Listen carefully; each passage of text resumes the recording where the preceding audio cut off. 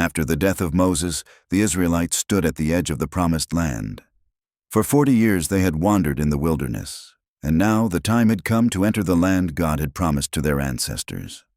God chose Joshua, Moses' assistant, to lead the people. "Be strong and courageous," God said, "for I am with you wherever you go." Joshua believed God's promise and told the people to prepare. In 3 days they would cross the Jordan River. But first, he sent 2 spies to scout out Jericho, the fortified city that stood in their way. In Jericho, the spies found refuge in the home of Rahab, a woman who believed in the God of Israel. She hid them from the king's soldiers and confessed, "We've heard how your God parted the Red Sea and defeated mighty kings. We know he has given you this land." In return for her help, the spies promised safety for her and her family. She tied a scarlet rope in her window as a sign of protection. Soon, the people of Israel stood before the Jordan. The river was overflowing, yet God instructed the priests to carry the Ark of the Covenant into the water. As soon as their feet touched the river, the waters stopped flowing, and the people crossed on dry ground. 12 stones were taken from the riverbed and set as a memorial, a reminder of God's mighty power. Jericho stood next. Its massive walls seemed impenetrable, but God gave Joshua an unusual battle plan. March around the city once a day for 6 days. On the 7th day, march 7 times, then blow the trumpets and shout. The people obeyed. And on that final day, as they shouted, the walls crumbled before their eyes.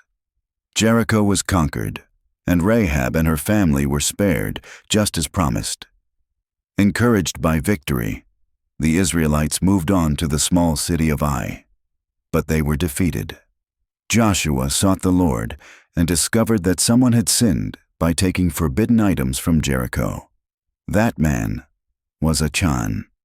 Once the sin was addressed, God gave them victory over Ai. Israel learned a hard lesson. Success only comes with obedience to God.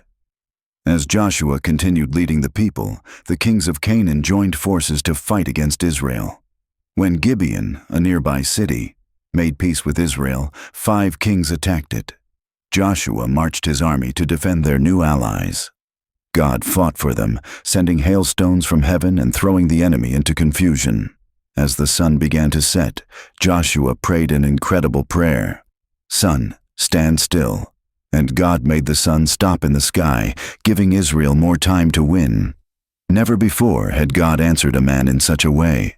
After many battles, the land was finally theirs. Joshua divided the territory among the 12 tribes of Israel, fulfilling God's promise to Abraham. Caleb, Joshua's faithful companion, asked for the hill country where giants still lived. With God's help, Caleb drove them out and claimed his inheritance. As Joshua grew old, he gathered the people. "Be strong," he said. "Obey God's law. Don't turn to false gods." Then he gave them a challenge. "Choose this day whom you will serve. As for me and my house, we will serve the Lord." The people answered, "We will serve the Lord our God and obey him." Joshua set up a stone to remind them of their covenant. Joshua died at the age of 110, and the people of Israel served the Lord throughout his lifetime. His story is one of courage, obedience, and unwavering faith in God's promises. And it reminds us today that when God leads and we follow, no wall is too high and no battle too great